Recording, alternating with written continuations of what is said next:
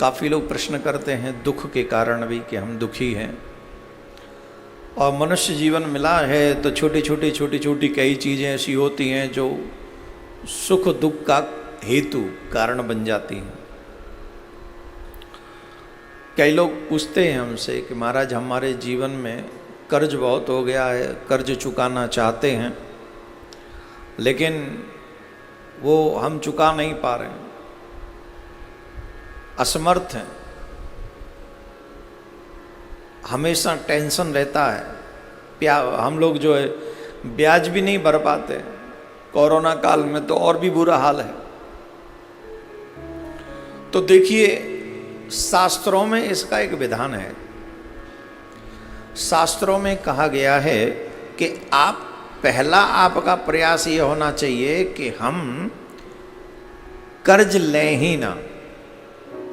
पहला प्रयास मनुष्य जीवन में आकर ये प्रयास करें अपनी तरफ से कि हमें कर्ज लेना ही न पड़े, क्योंकि कर्ज एक ऐसा विषय है कि अगर इस जन्म में बिना दिए मर भी गए तो अगला जन्म किसी न किसी प्रकार से लेना ही पड़ेगा उसे चुकाने के लिए। कोई वहाँ भगवान के यहाँ इसमें कोई समझौता नहीं है। तो इसलिए हमको क्या करना चाहिए, इसी जन्म में प्रयास करना चाहिए कि हम कर्ज चुका के जाएं।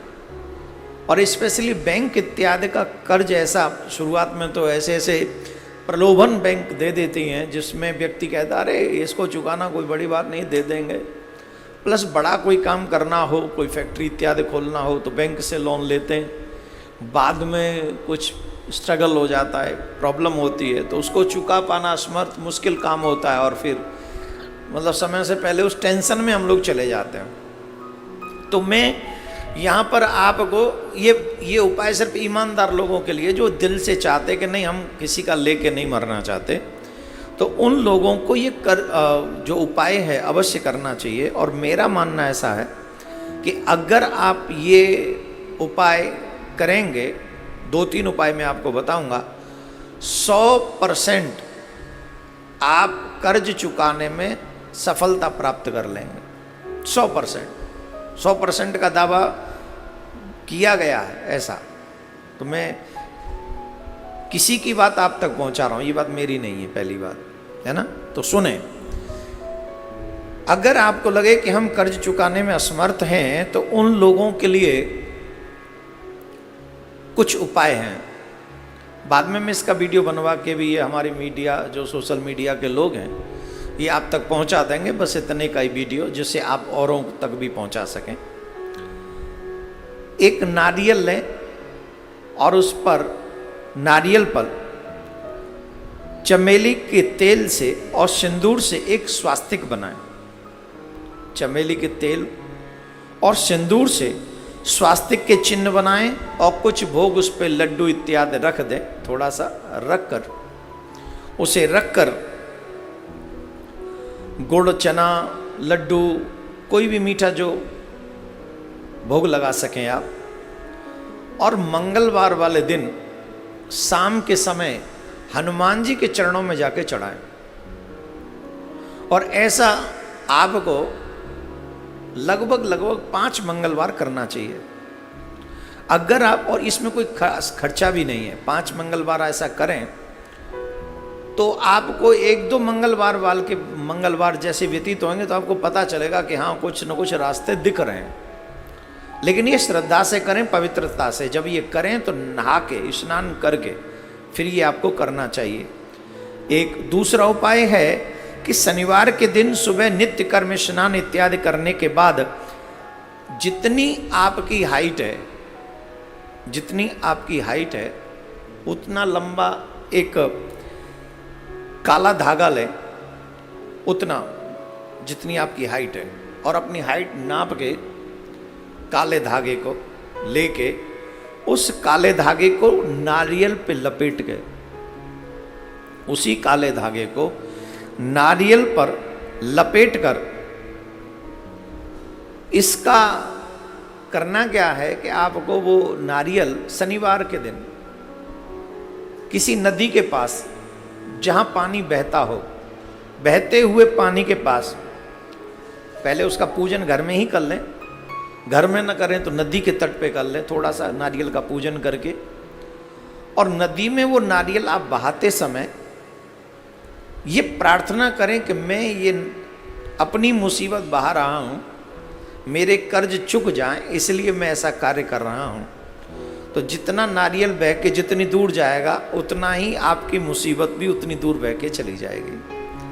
तो ध्यान रखें, शनिवार के दिन करना है और बहते हुए जल में वो नारियल बहाना है। बहाते समय जितना आप प्रार्थना कर सकें अपने इष्ट अपने आराध्य से, उतना आपकी बात स्वीकार्य होगी। तीसरा और एक अहम, बहुत सुंदर ये कर्ज चुकाने का एक उपाय है, और इसके बाद हम कथा की तरफ बढ़ेंगे। सोमवार वाले दिन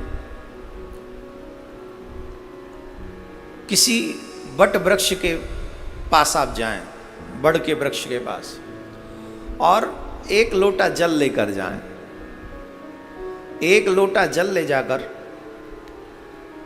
बट की जड़ में वो जल चढ़ाएं, ये याद करते हुए, ये ध्यान करते हुए कि हम बटकेश्वर महादेव का स्नान करा रहे हैं, और अपने सारे दुख वहां प्रकट करें। सारे दुख प्रकट करें, आप अपने सारी बातें कह दें, कर्ज की बातें कह दें। सोमवार के दिन, एवरी सोमवार मीन्स आपको ये भी 5 सोमवार करना है। 5 सोमवार करना है, बहुत बड़ी बात है नहीं, सिर्फ जल चढ़ा के चले आना है। तीसरे अथवा 5वें सोमवार वाले दिन आपको उस बड़ की छोटी सी जड़ वहां से ले आनी है, जहां आप नित्य जल चढ़ाते हैं वहीं से छोटी सी जड़ आपको ले आनी है, और उस जड़ को रख लेना है पूजा स्थान में 1 हफ्ते तक। और उसके बाद उस जड़ को किसी लाल धागे में बांधकर या तो अपने गले में रख लें अथवा आप अपनी जेब में रख लें। इसे रखें 2, 2.5, 3 महीने अपने पास में ही रखें। आप देखेंगे कि ये जड़ भी धीरे धीरे बढ़ती चली जाएगी। इसे कोई जल की आवश्यकता नहीं पड़ेगी, इसे आपको कोई एक्स्ट्रा कहीं से जल नहीं देना है।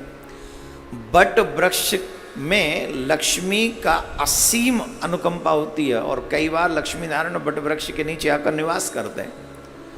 तो जब आप इतनी श्रद्धा से बट के वृक्ष के नीचे उसकी जड़ में जल देंगे, वो भी बटकेश्वर महादेव का ध्यान करेंगे, और 5 सोमवार आप ऐसा करेंगे, और तीसरे अथवा 5वें सोमवार में वो जो जड़ ले आएंगे और उसे आप अपने तन से कहीं लगा के रखेंगे, तो वो जड़ भी बढ़ती चली जाएगी। और ये जड़ ज्यों ज्यों बढ़ेगी त्यों त्यों लक्ष्मी का आकर्षण होगा, और आपके घर में लक्ष्मी की कृपा होगी। और जब लक्ष्मी की कृपा हो जाए तो फिर तो कर्ज अपने आप चुके ही जाएगा। तो ऐसा ये उपाय कर्ज चुकाने के लिए मैंने 3 प्रमुख उपाय जो कहीं पढ़े अथवा सुने, वो मैं आपको बता रहा हूँ। आप अपने जीवन में अप्लाई कीजिएगा, भगवान भोलेनाथ कृपा करें और ये आपके काम आ जाएं। तो आपके ऊपर भी जो बैंक का, पड़ोसी का, रिश्तेदार का और किसी का भी कर्ज है वो कर्ज उतर जाए। लेकिन एक कर्ज मेरा भी है, वो भी टाइम पे देना, टाइम पे देना। और वो कर्ज क्या है? जब जब आप कथा सुनते हो तो दूसरों तक